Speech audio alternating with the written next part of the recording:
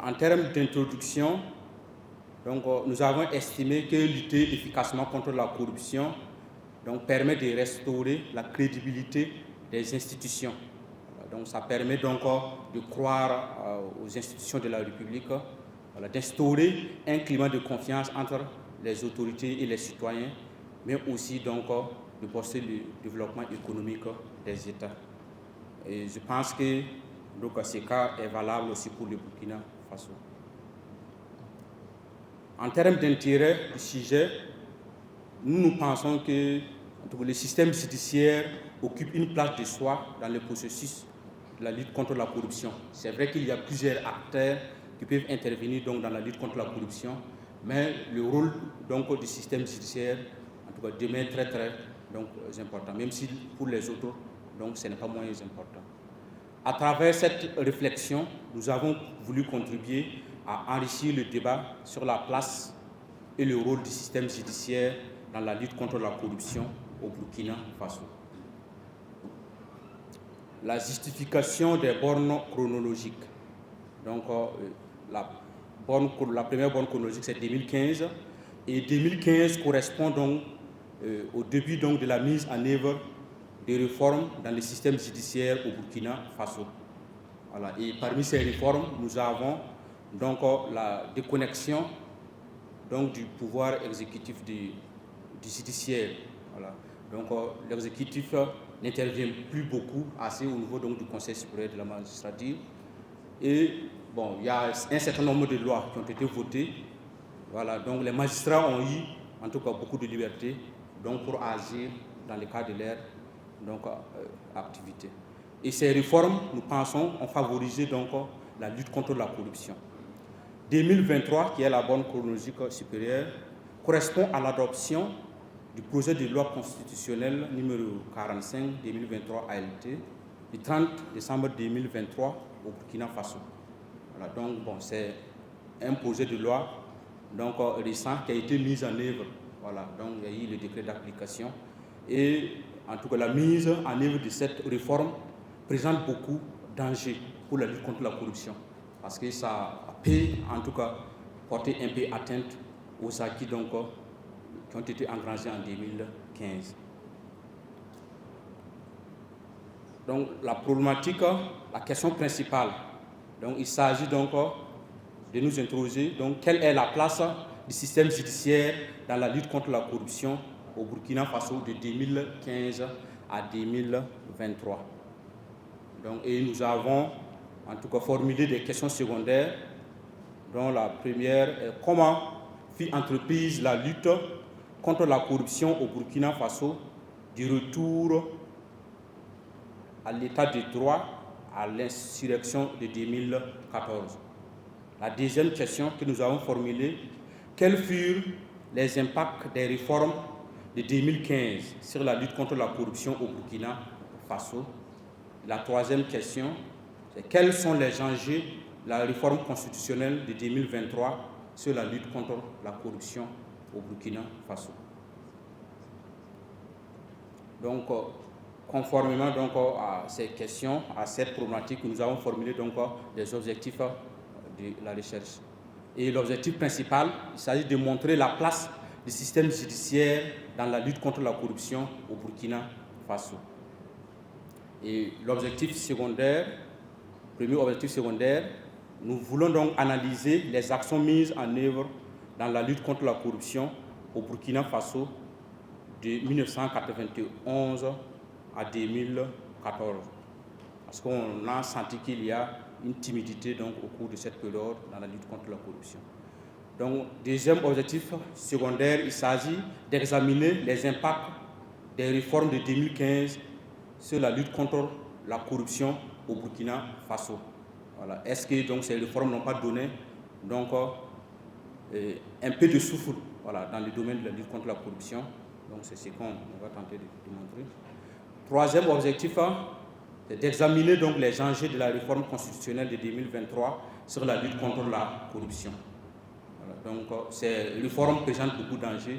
Voilà. Donc c'est surtout lié peut-être au contexte politique et sécuritaire que nous traversons.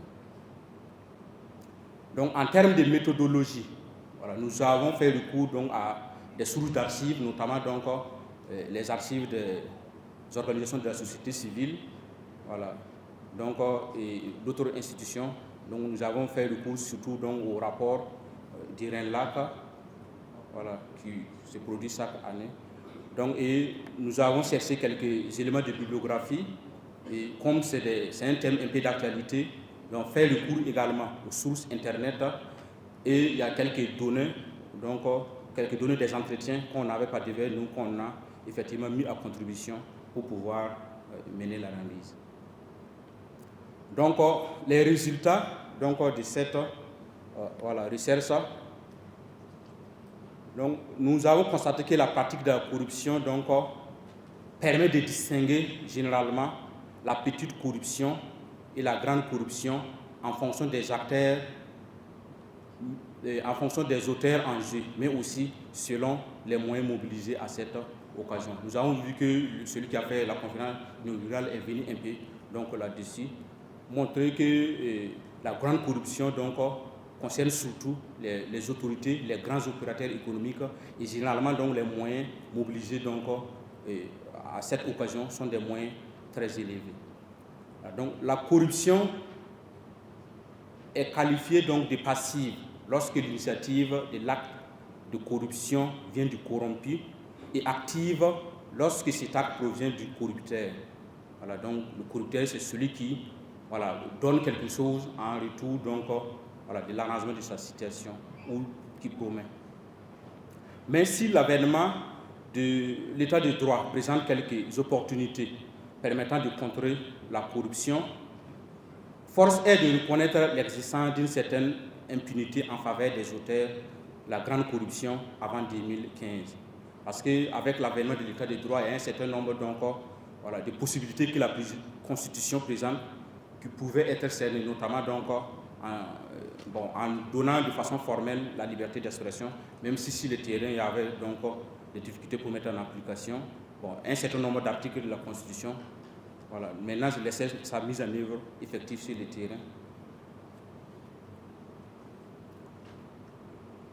Donc, bon, on disait tantôt que les auteurs de la grande corruption, en tout cas, que les actes de corruption se sont amplifiés durant cette période et cette situation n'a pas laissé donc indifférent l'ancien président de l'Assemblée des députés du peuple, donc à travers ses propos, donc fait à Yassine Boinsanyi, qui avait dit à l'époque que la morale agonise au Faso. Voilà, donc confère Renlac 2019.